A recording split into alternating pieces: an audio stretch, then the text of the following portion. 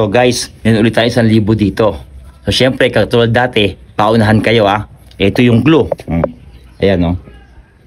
Tapat ng buko ha. Ayan. So ayan.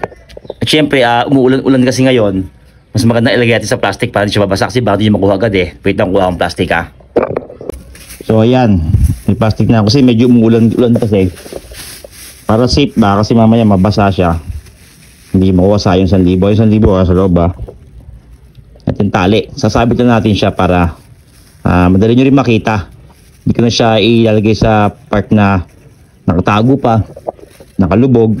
Madali siya makita no. Yan. Yan. Ngayon, sasabit natin siya. Ayan, yan ang clue ha. Oh. Tapat ng buko ha. Yan. Snake. Snake. Snake.